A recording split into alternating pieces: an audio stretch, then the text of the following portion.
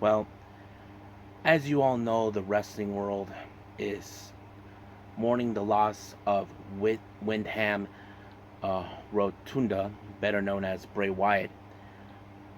DWZ would like to dedicate this episode to him. Feel this was a proper day since the previous episode, the last one, we dedicated to Terry Funk. So, as you know, I talk about my fondest memories about him. I think my very fond memories of Bray Wyatt were his segment with Matt Hardy doing the whole Ultimate Deletion. A few others that I also did enjoy. But for now, let's just talk. Let's just move forward, but also remember everything he's done for us in the in wrestling. So this one's for you, Bray Wyatt. Let's get the show on the road.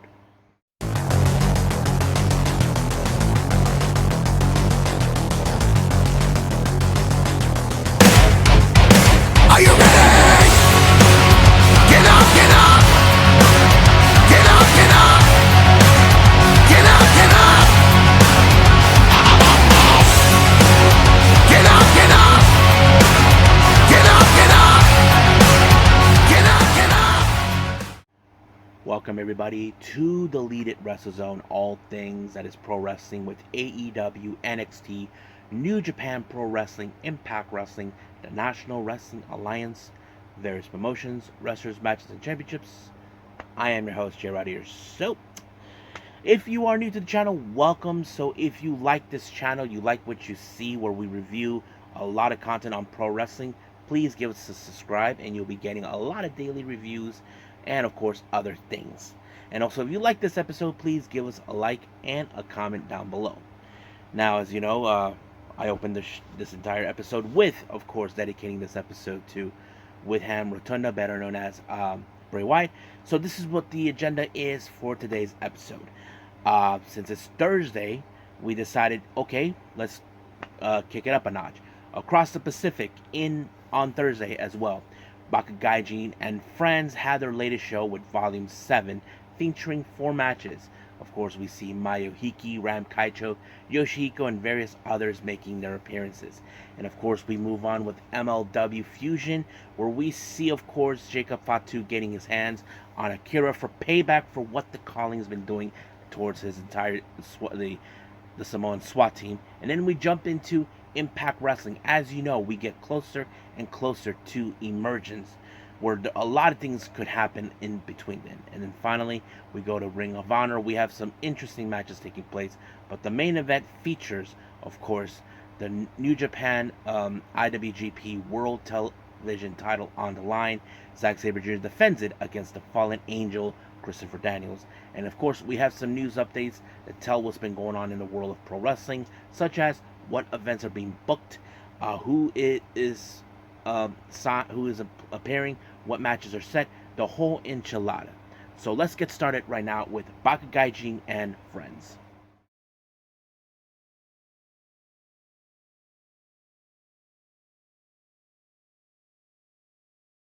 Okay, Baka Gaijins and Friends Volume 7. Now, if you are new to the channel, if you guys never seen Baka Gaijin and Friends, this is a show that's been produced by British wrestler Chris Brookes, who's been residing in Japan. So these shows take place at a bar in some location that I don't know, but it's kind of similar to what Choco Pro does, but it has a little bit of more exciting. But we do have wrestlers who make their appearances, such as wrestlers from the Choco Pro promotion, other places. But let's get started. Now, our opening match features Chris Brookes taking on his longtime rival Yoshihiko. Yes, the doll is always up to no good, always attacks Chris Brookes. This match was insane. Not to mention, you thought this match was going to go crazy, but Chris Brookes, on the other hand, tossed Yoshihiko through the window, down four stories down into the ground. People were like, ah! Yeah, it felt like a horror movie. But of course, Chris Brookes tells the ref to make the count, but somehow Yoshihiko survived the 4-story fall, got on the elevator, and then jumped on top of him, and then bam, bam, bam, bam. That's what he was doing. You probably wouldn't expect that from Yoshihiko to do that. But, I mean, however, Yoshihiko did not even win the match because he ended up in a submission by Chris Brookes, giving him the win. And of course, like all British, it's time for a cold one. Just like that. Now, our next match we have Takeshi Masada. You may know him as the rookie down in DDT Pro Wrestling. He takes on Mecha Mummy. Yeah, so basically he's facing a mummy who is a machine.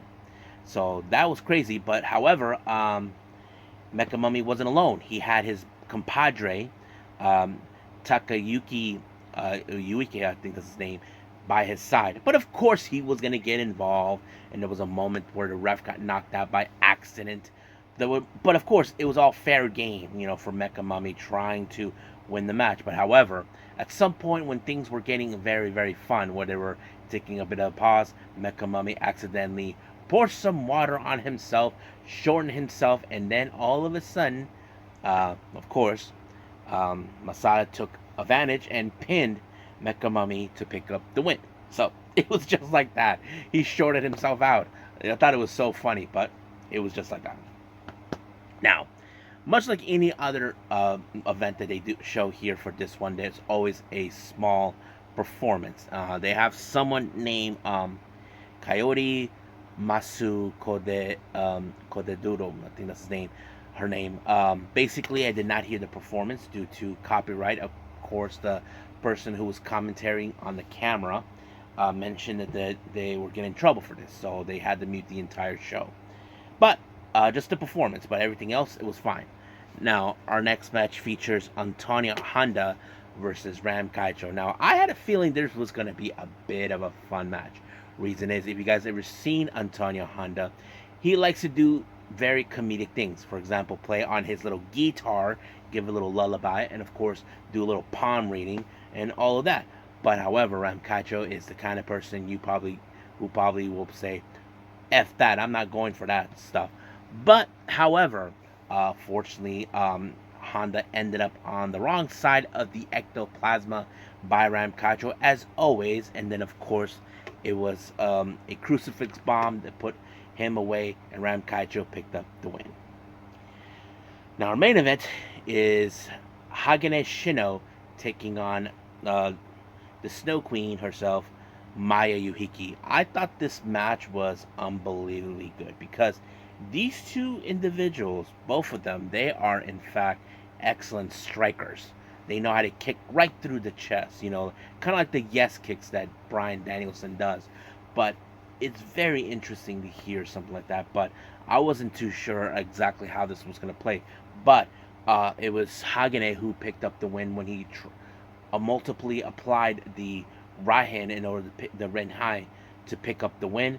And that's exactly what it did. It took at least 2 or 3 tries to pull it, but he got away with it and picked up a very good win. So I have to say this was a pretty good show. Especially my favorite one is the one with Chris Brookes and Yoshihiko. Those are the best. But I have to say the first match and the last are my 2 favorite ones on this one. So you guys should check it out. It's you can see it for free on YouTube. So you may see in the beginning, before I start reviewing this one, you may see the name Baka Gaijin and Friends. So look it up on YouTube. You guys won't be disappointed. So right now, let's move on with MLW Fusion.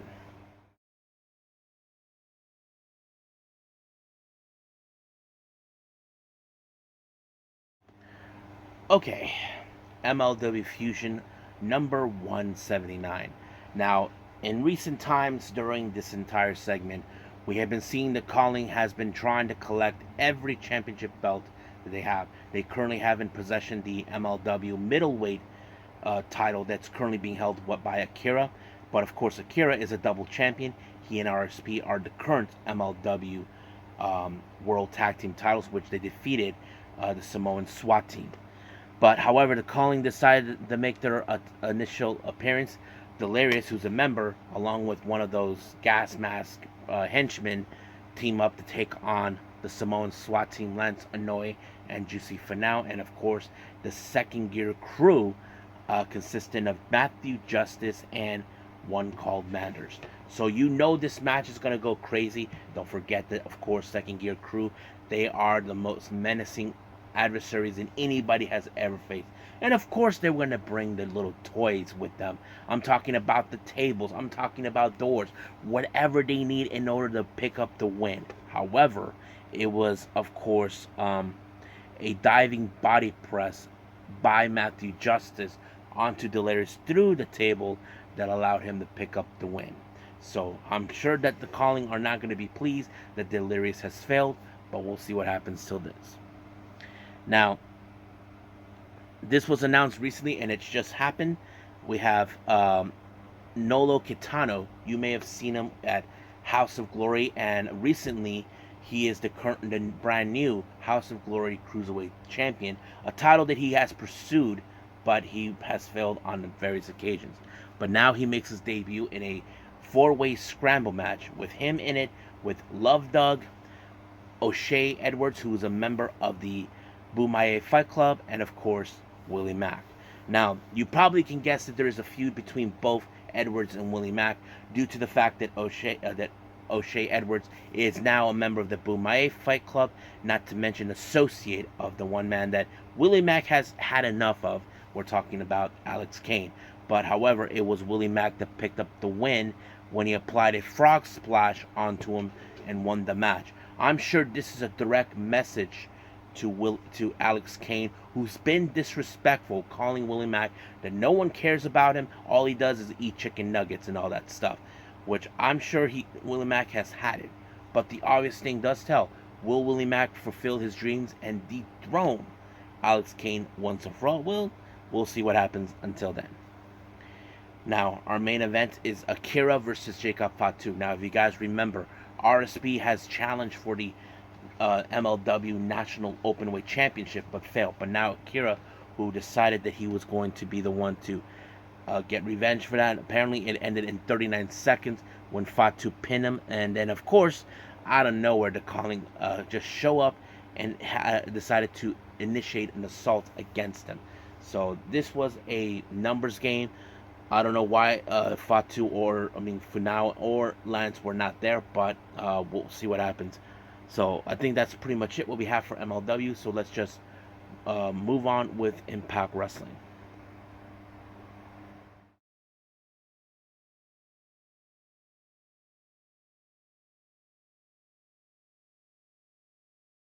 Alright, Impact Wrestling. Now, it opened up with, in the ring we see, of course, Champagne Singh and Shira. But however, a little party was interrupted by the appearance of the French-Canadian Frankenstein PCO. Now, as you know, PCO is now on a hunt against Bully Ray, who, as you know, Bully Ray is still in shock that he knows that there's nothing he can do to stop PCO. So, he told PCO that he is not even in the venue. So, he went on a searching spree to find Bully Ray. So that's the whole story, how it went. Now, our first match, we have a non-title match. Trinity taking on Jody Threat. Now, this is a good warm-up for Trinity. As you know, she and Deonna Purrazzo will have a rematch for the Knockouts World title. And, of course, it was Trinity with an amazing win. Kind of like the move, it was like a Bubba Bomb on Jody Threat to pick up the win. But of course, Deonna Purrazzo was in the back watching the monitor, staying very closely, like to find out if there's any ways to beat Trinity. That is something that I know that Deonna Purrazzo would do. So we'll see what happens. Now, during an interview with Gia Miller, she interviewed Josh Alexander. As you know, Alexander, who's been gone for 5 months due to an injury he obtained. Of course, he was talking about how great to be back and all that, but the one thing that is still on his mind is to reclaim what was taken. But at the moment that he did not lose, but he had to give up. So, but at the moment, he has to focus on what's the task at hand in Emergence, where he teams up with both Motor City Machine Guns and Kushida to take on Bully Ray, Moose, Brian Myers, and Leo Rush. Now, our next match, we have Diener along with Khan taking on Laredo Kid. Now, as you know, Diener is on a rampage about what's been going on with him and his former mentor and friend, Eric Young. Well, in this match, you probably can guess that Diener won, but not only just because he won thanks to the distraction help of none other than Khan. But in the end of this thing, of course, it was Diener with a what was it, with the antidote onto him that picked up the win. However, he did out a promo sending a direct message to Eric Young. So I wouldn't be surprised if there will be a match between those two down the line. Now, Johnny Swinger decided to have a little fun. Now, as you know, he actually initiated a challenge for the digital media title. However, the only reason Johnny Swinger is doing this is because Kenny King opened his big fat mouth saying that the digital media title is more prestigious than the Impact World title. And of course, Johnny Swinger got himself involved in this. So he had a little fun about, going digital. So I thought it was pretty funny, but it was great. I love it. Now, our next match, we have the ABC, Chris Bay and Ace Austin taking on the Good Hands. Now, the ABC has been, of course, are believing that the reason they were screwed out of the tournament, they have reason to believe that, of course, that the Rascals paid them. Now, the Good Hands say they deny that they were ever paid, but they're like saying the only reason you accuse me because of the Good Hands, the name of it. I mean, it is not a good. It is, of course, a far-fetched theory, but of course, the Good Hands deny it. But however, it didn't go so well for the Good Hands until the ABC applied the 1-2 sweep onto Gotch, and it was over right just there. Now, speaking of the tag team division, as you know, Subculture are not currently in country. They're recently are outside and mostly in their home territory in the UK. They have been watching closely what's been going on in the tag team division, and now they know that they're going to be facing against the Rascals. But they are also well aware how they've been cheating, like they're trying to weasel their way into the tag team division without actually earning it. But the Subculture are in fact saying that they are mostly confident that they will walk out from Emergence as still the Impact World Tag Team Champions. Now, speaking of more of tag team, we're seeing development between Yuya Uemura and Joe Hendry. Now, we know they have to pick up some good matches in order to make themselves a good conversation in the tag team title run. So we'll see where it goes. Now, this next match, we have Samurai del Sol versus Chris Sabin. Now, if you guys remember, Samurai del Sol was not too pleased with what Lio Rush did, attacking him, stealing his debut moment. So Chris Sabin decided, you know what, I'll give you your match. And I thought the match was pretty great because there was a lot of spots in this one. But in the end, it was the cradle shock by Chris Sabin to pick up the win. Now, as we continue with the story about Crazy Steve, telling his sad story about his life and all this, so I don't know what is going on with him, but he seems like he completely lost his mind. But he even took out the security team when he actually completely did lose his mind. So we'll see what happens next week. Now, speaking of tag team, but let's look at the Knockouts tag team division, the Knockouts tag team division. As you know, Killer Kelly and Masha Slamovich are well prepared for their upcoming title match in a four-way. Of course, the Coven, who cash in their rematch, and of course, the Death Dolls and others will be involved. So they are now persistent, saying that they're going to have a lot of more fun. So we'll see how that turns out. What's next? Oh yeah. As you know, the saga continues between two Killer Kowalski students, Eddie Edwards and Frank Kazarian. So it seems that this is going to go back to where it all started for them. So this is going to be interesting. Now, before the main event, PCO made it to the hotel room where Bully Ray was being held at, but apparently he wasn't there, so he was gone. However, let's get to the main event that features the Impact World title. The so-called most professional wrestler got his wish for a shot of the Impact World title. Alex Shelley, as you know, he wasn't going to give in until he put him in the Border City stretch and forced him to tap out. But not until we saw Bully Ray and Moose initiate the attack. This was a ploy to get PCO out for Bully Ray to send a direct message. However, Alexander and Kushida did come out to give a helping hand, but Sabin was viciously attacked by Leo Rush in the back. So this became a brawl between both sides. So we'll see what happens when we get to Emergence. So I think that's pretty much it for now for Impact Wrestling. I believe let's move on to our last and final review, Ring of Honor.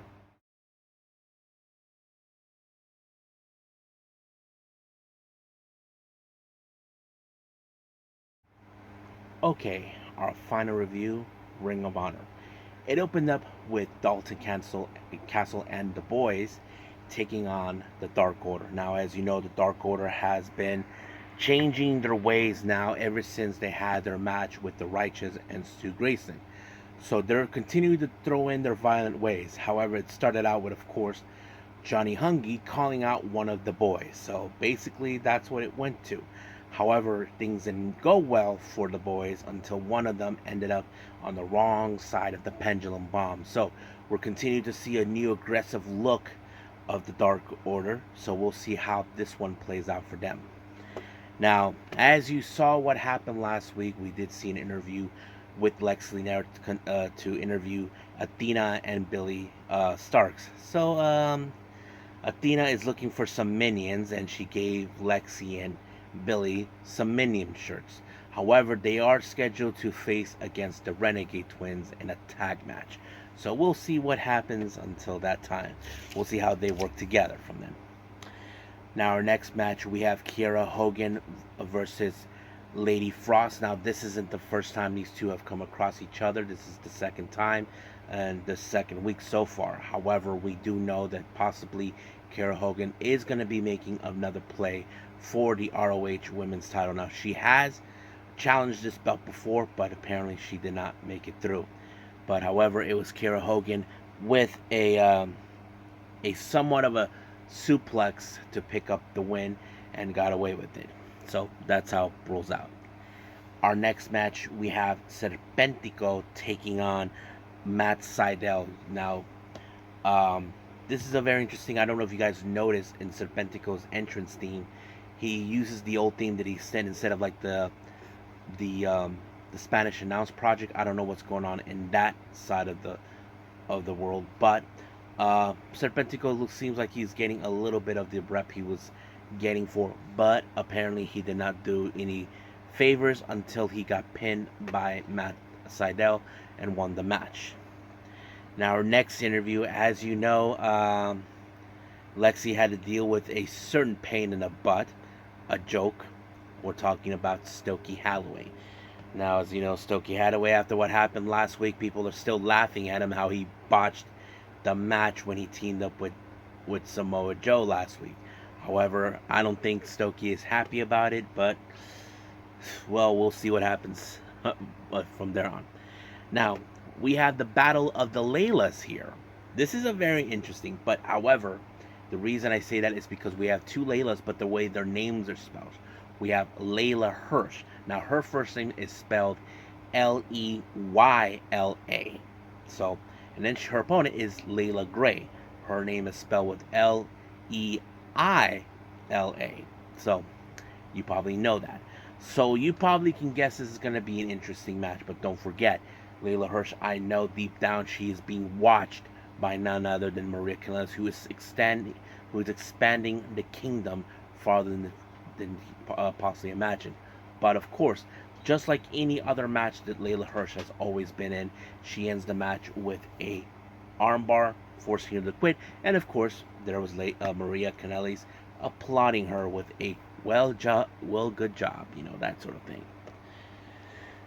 Now, our next interview, we have, of course, the Mogul Embassy, Bishop Khan, Toa Leona, and Brian Cage, along with Prince Nana. As you know, that they are still undefeated. No one has actually defeated them. But however, apparently there's going to be another shot where of course Lee Johnson's involved with both Andretti and Martin, so that's going to be uninteresting. But however, of course, the Mogul Embassy are confident to say that just like any other wrestlers, they're going to fall. But we'll see what happens until we get there. Now, we do have a very interesting match. We have Brandon Cutler, along with Colt Cabana, taking on Blake Christian. Now, I have to say, it's been a while since we've seen Brandon Cutler in the ring. Like, I'm not saying it doesn't matter where, if it's an AEW or Ring of Honor or anything. It's been a while we've seen him in the ring. He's been helping out with the video content for BTE, but he did pretty good. There was some good moments in the match, but however, it was Blake Christian with the springboard 450 that put him away and pick up the win. I'm sure right now that eyes are set upon Blake Christian. It's only a matter of time until he gets signed or something. Now remember, we do know that WWE did botch him last time, but we'll see how that rolls out. Now, we do get another interview with Tony Nese and Smart Mark Sterling. Decided to say that, they're no longer going to be interesting in wrestling. They're just going to be doing, of course, one of those, trying to get people to lose weight and all that stuff. So that's how it's going to be. But we'll see what happens afterwards. Now, our next match is, of course, the tag team Billy Starkz and Athena taking on the Renegade Twins, Charlotte and Robin. As a few of the moments, you notice how Athena will try to have Billy Starkz a little moment, but she felt that most of the moment has to go to her. But there was a moment, of course, Athena, on the other hand, didn't refused to acknowledge Billy, instead just looking at her as a minion. So Billy took the advantage of it herself, but she picked up the win. But I don't know. I feel like there's going to be a lot of tension between those two. That's always going to be. So, yeah. Now, our next match is a proving ground match for the ROH World title. We have Ryan Mendez, who decides to call out anybody but Claudio, on the other hand. As you know, people are criticize him for not being a good champion, but he was not going to deny this one. But Ryan Mendez is like, nope, I'm not doing it. But unfortunately, it did not go. He ended up on the wrong side of the European uppercut, and just like that, he was knocked out. Claudio showed his ways, but don't forget, this Sunday he will be heading to the UK for All In for the Stadium Stampede. Now, our main event is, of course, the IWGP World Television title. Zack Sabre Jr. defends his belt against the Fallen Angel, Christopher Daniels. I thought this match was great. I thought it was a pretty good one. However, like always, Zack Sabre Jr., an unbelievable technical wrestler, never ceased to amaze me, so he picked up a pretty fantastic win. So that's pretty much how it ends with Ring of Honor. Zack Sabre Jr. retains the title. Let's see who will be the next dickhead to challenge him, or who's going to be the one who's going to be set in the same ring with him. So I think that's pretty much it with Ring of Honor. Let's move on with our final thing, news updates.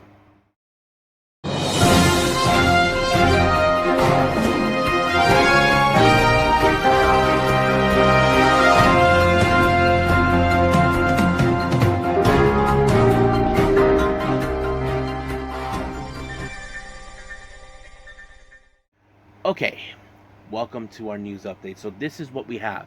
For our West Coast updates, we only have two things that we're going to be that's been announced. For the upcoming event in September from the West Coast with Love on the 10th of September, they announced Wicked will be making his appearance there. Now, a month later, on the 14th of October, for the anniversary show West Coast 5, we have Magenta making their return. We're talking about Marvelous's talent, Maria, and the newest member of the Marvelous roster, Riko Kawahara. Now, this is not the first time these two have been on the West Coast Pro Show. As you know, West Coast and Marvelous do have a working relationship, and I think this is going to be great to see those two. I'm sure many fans will love to see Magenta. I'm a fan of both of them. They're great, so you should check it out. Jersey Championship Wrestling, or known as JCW, they announced for their upcoming show in October called Pumpkin Spice. It's going to be held out at the Showboat at the Showboat in Atlantic City. So I'm going to presume that GCW will be doing shows there too around the same time. Now, as you know, recently at NXT, Noam Dar received a letter for the thing known as the NXT Global Heritage Invitational. They haven't announced who was going to be involved. However, they announced the grouping of two different groups. For Group A, they announced Tyler Bate will be in their group, but in Group B is going to be none other than Joe Coffey. So we don't know when this will happen, but it's going to be interesting. Now, finally, as you know, the Evolution Girls or Evo Girls will be having their show later on this month on the 28th at Shinkiba First Ring. They announced the card who's going to be involved. So here's who they're going to be facing. Zones will be taking on Aja Kong. That's going to be a big challenge for her. Sunny will be taking on Momoka Anazono. Well, good luck with her because she's a menace in the ring. And then, of course, Chi-Chi will be taking on her tag partner that she teamed up with at Pro Wrestling Wave, the rookie Kizuna Tanaka, the daughter of Minoru Tanaka.